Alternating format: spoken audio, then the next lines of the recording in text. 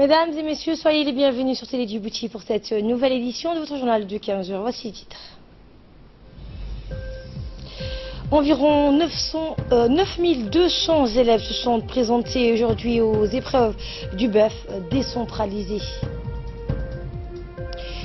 Et le Rwanda ratifie l'accord sur la zone de libre-échange continentale africaine.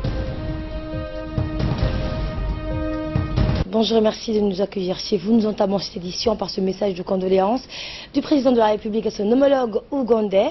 Le chef de l'État, Ismaël Omar Guelleh, a adressé un message de condoléances à son homologue ougandais, Yoweri Museveni, suite à l'observation d'un deuil national de 3 jours dans ce pays après qu'un meurtrier accident de la circulation ait fait une quarantaine de morts.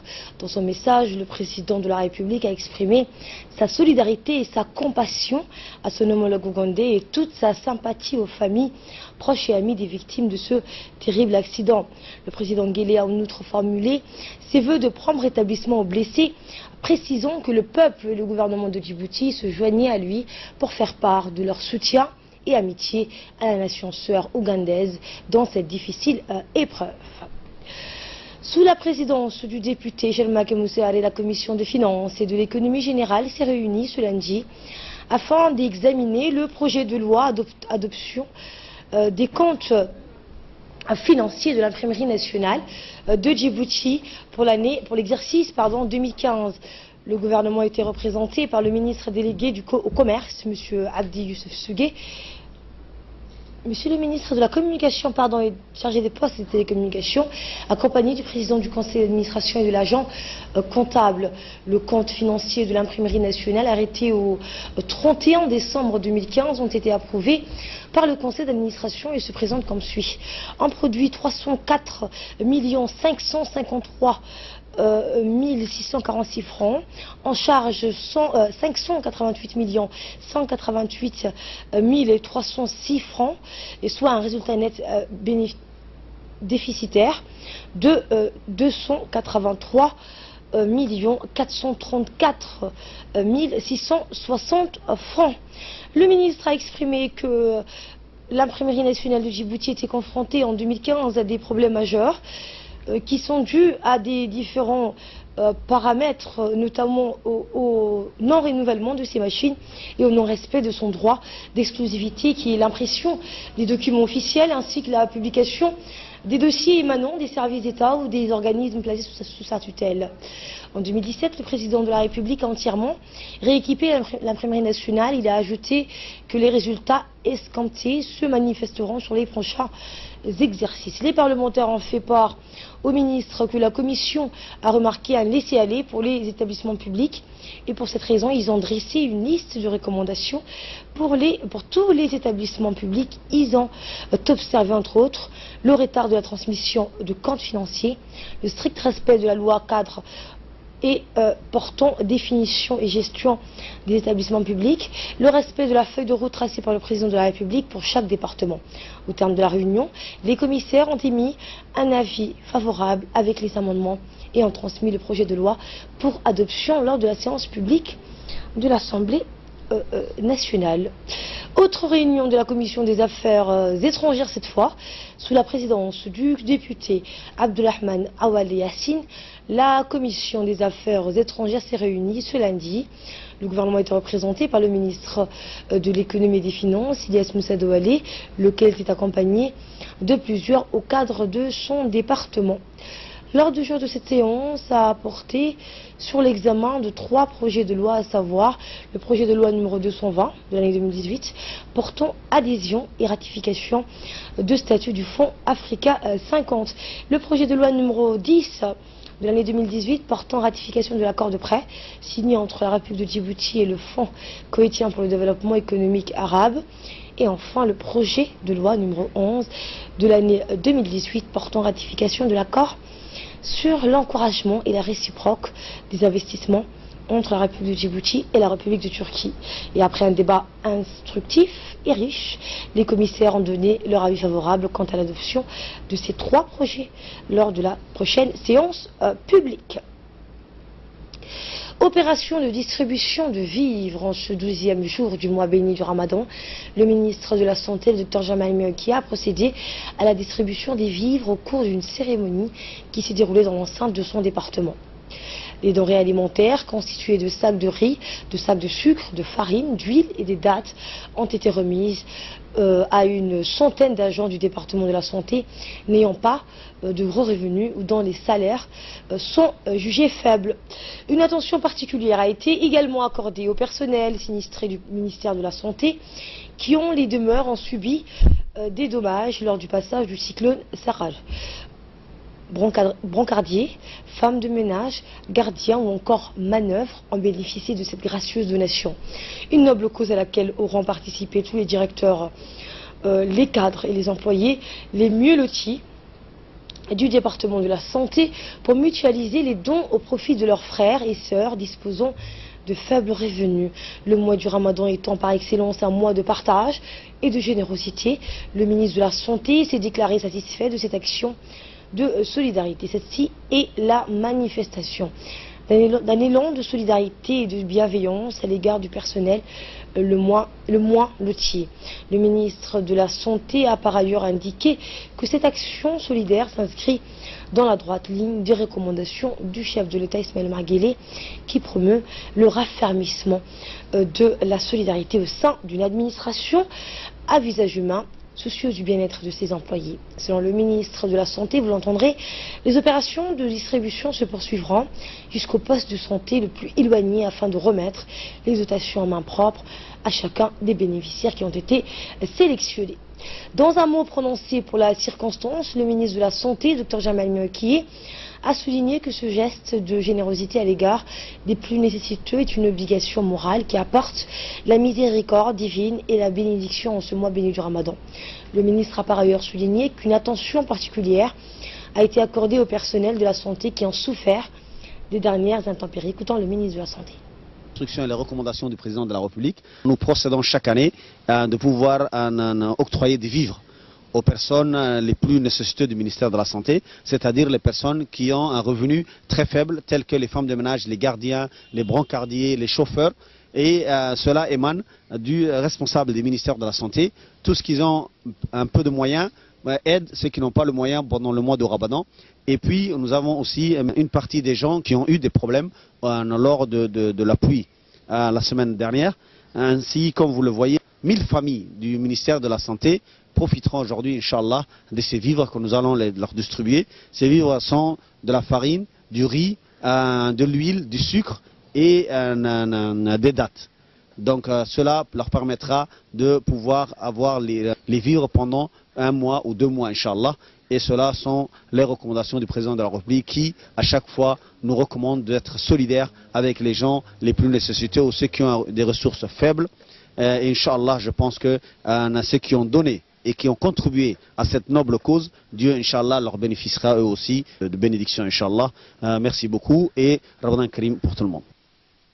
Également dans l'actualité, je le disais en titre, plus de 9200 candidats se sont présentés aux épreuves du brevet d'études fondamentales pour la session 2018, à l'instar des examens de l'OTI. Le ministère de l'Éducation nationale et de la formation professionnelle a entièrement décentralisé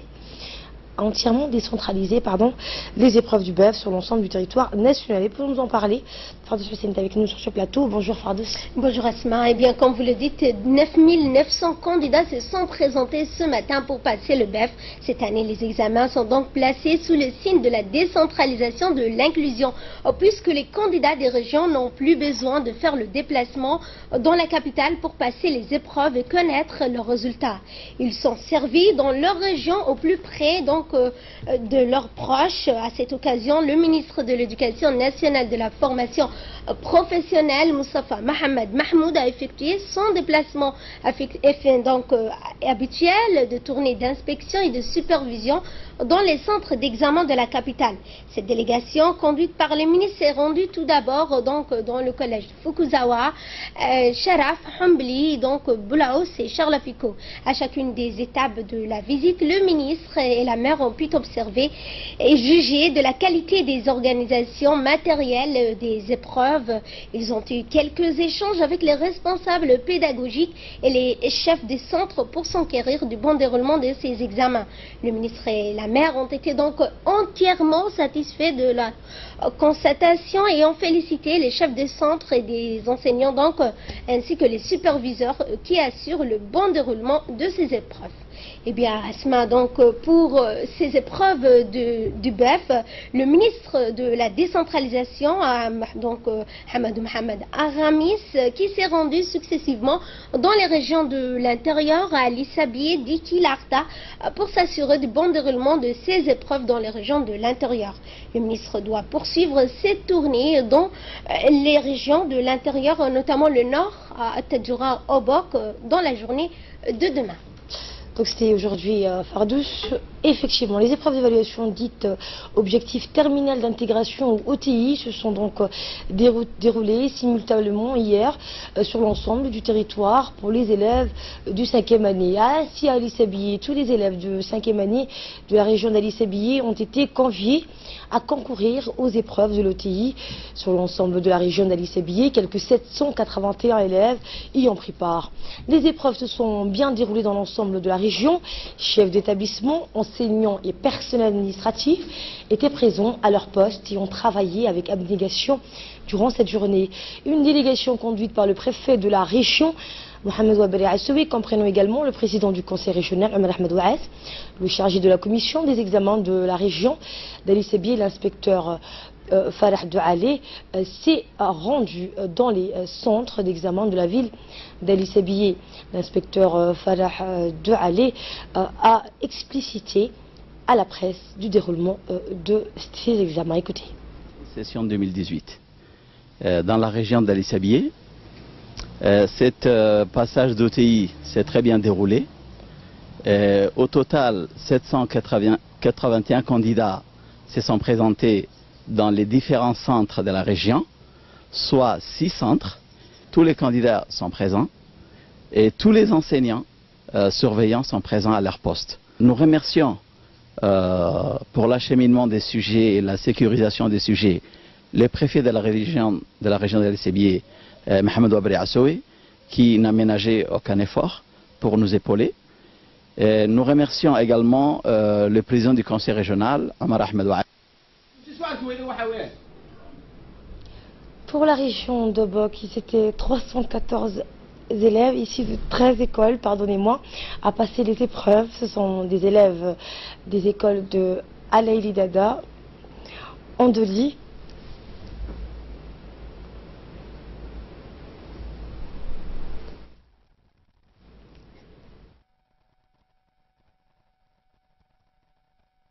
c'est donc Alaïli Dada, Andoli, Kolangar, Lahassa, Wadi, Rouré, Badoui Taïla, Hassan, San, Oulma, Arbor, Dalei. Et 2 écoles de Bokville. La nouveauté de cette année est que les élèves de l'école Al-Rahma de Bok ont eux aussi passé les épreuves pour la première fois. Ils étaient 20 candidats, c'est depuis l'année dernière. C'est depuis donc l'année dernière que les examens de l'OTI pour les élèves de 5e année, pardonnez-moi.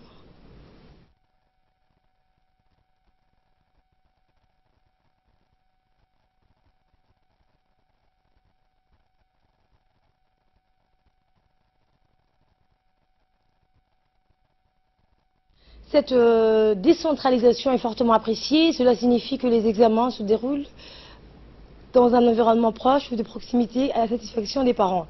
Cela signifie également que la correction des copies, la saisie des notes et les délibérations des résultats se font au niveau de chaque région. Le président du jury affecté pour la région étant M. Ahmed Hamadou Ibrahim, l'inspecteur de l'éducation nationale. L'inspecteur a été appuyé par le préfet de la région, Hassan Dabali Ahmed, et le président du conseil régional, Mohamed Ahmed.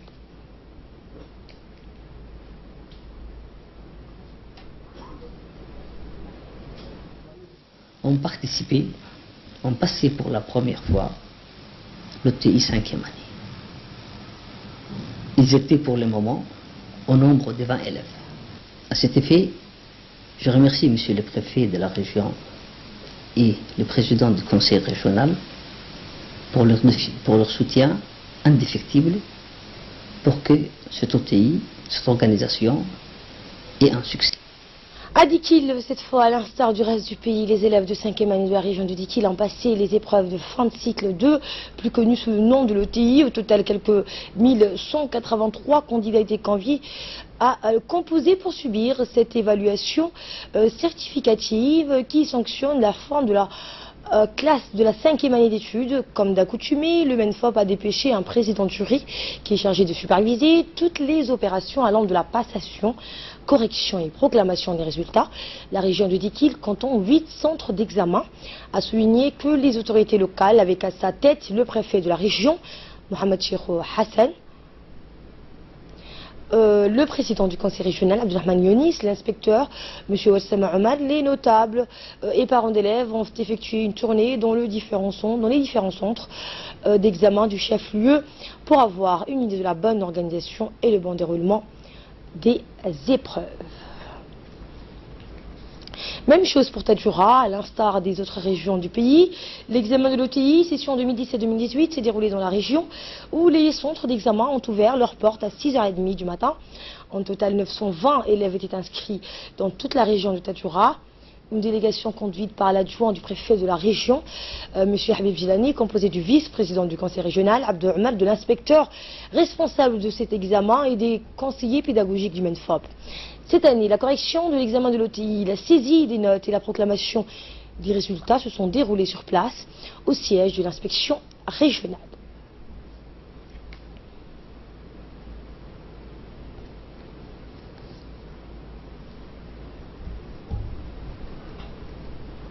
Bon déroulement des épreuves. Les enseignants convoqués ont été présents. Les jeunes candidats ont une concentration totale. Je ne peux que souhaiter plein succès. Je remercie les organisateurs qui ont préparé minutieusement ces examens. C'était 2 années consécutives. Les ministères de l'Éducation ont décentralisé l'OTI, la correction, les saisies, l'anonymat se feront dans les centres d'examen.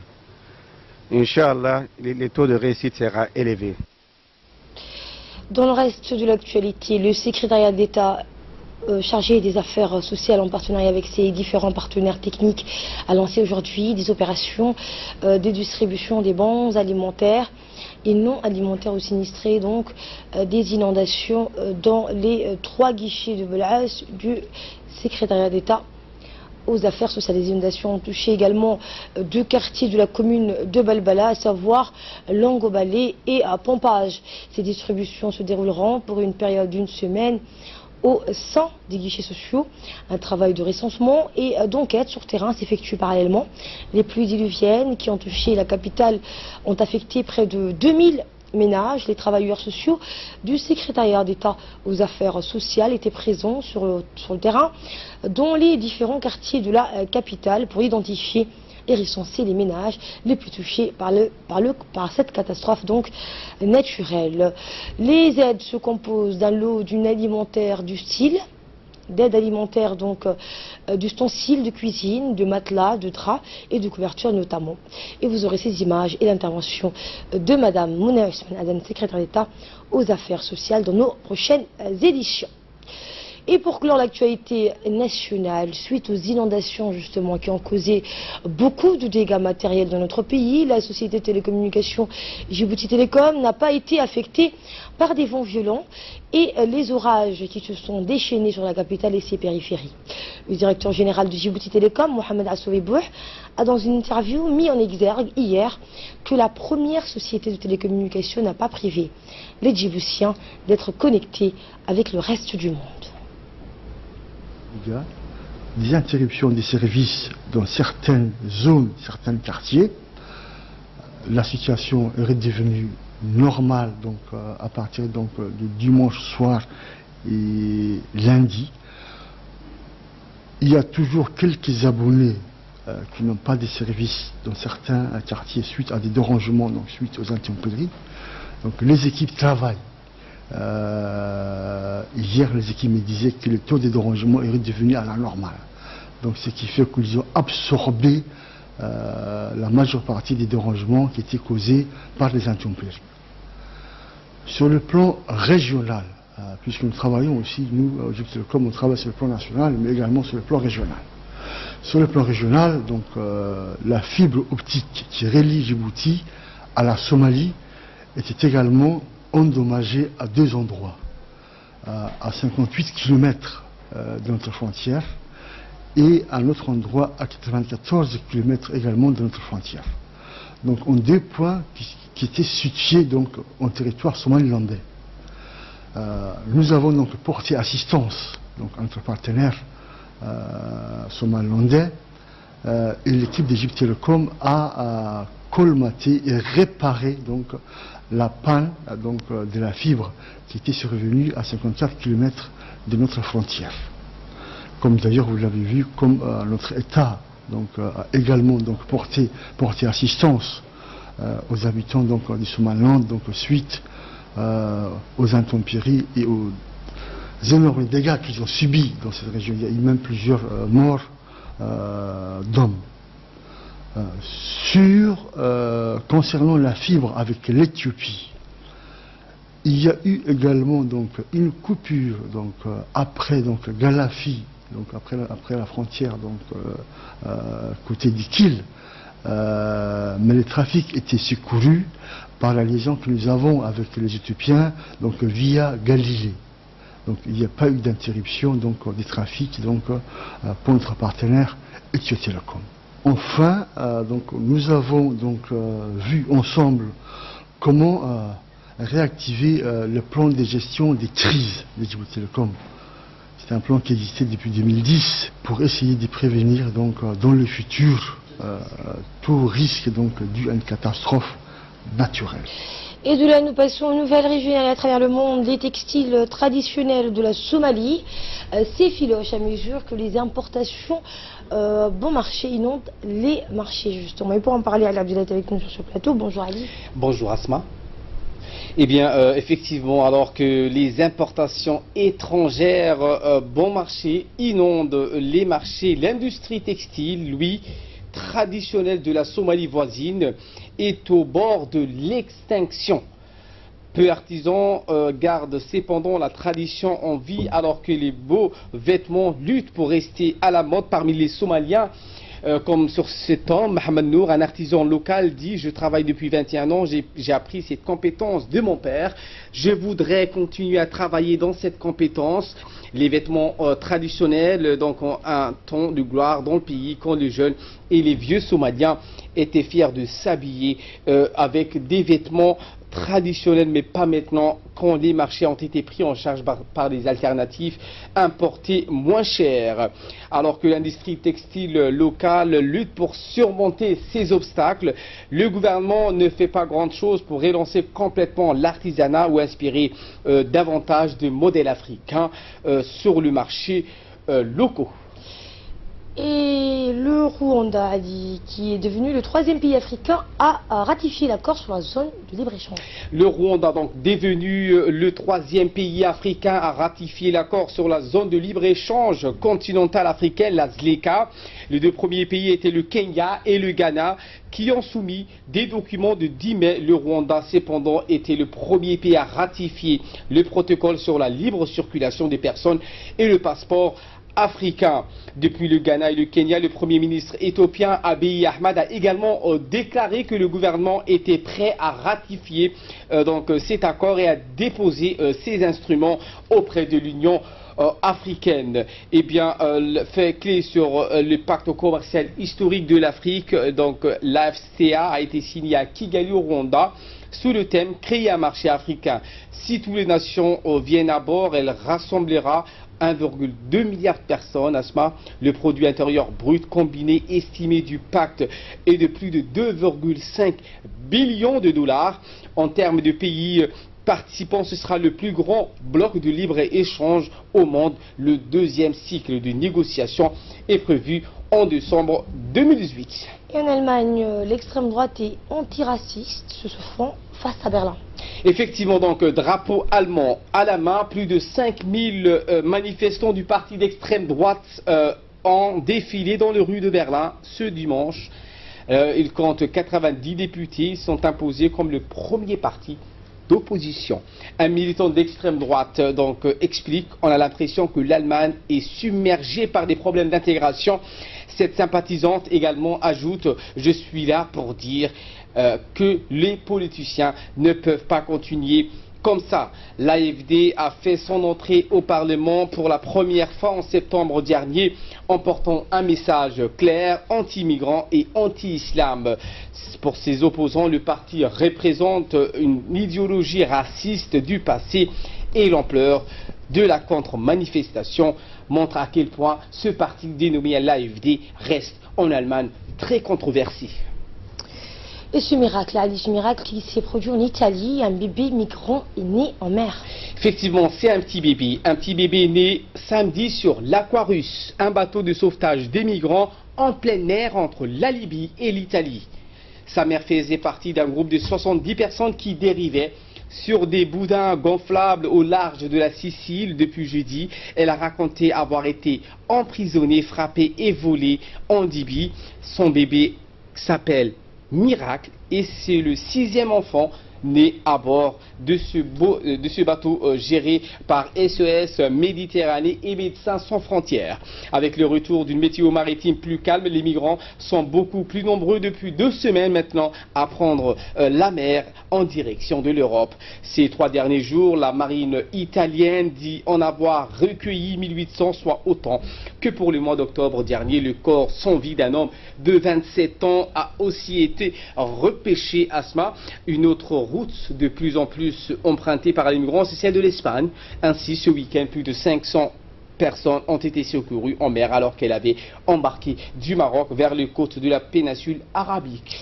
Et on termine avec ces inondations dans le Maryland aux États-Unis. Eh bien, des torrents d'eau dans la rue principale d'Elliott City, dans l'état du Maryland, aux États-Unis. Des voitures emportées de l'eau parfois jusqu'à un étage des maisons, des inondations soudaines et très violentes qui ont conduit le gouverneur du Maryland à décréter l'état d'urgence. Aucune victime n'est pour l'heure à déplorer. Les habitants sont toutefois invités à évacuer le centre-ville ou à trouver refuge sur des terrains en hauteur. Il y a 2 ans de cela, cette ville, la Maryland, avait déjà connu un tel scénario causant la mort de 2 personnes et obligeant la municipalité d'importantes réparations. Merci Ali Abdillahi pour toutes ces précisions. C'est tout pour ce journal et merci de l'avoir suivi. Bon après-midi.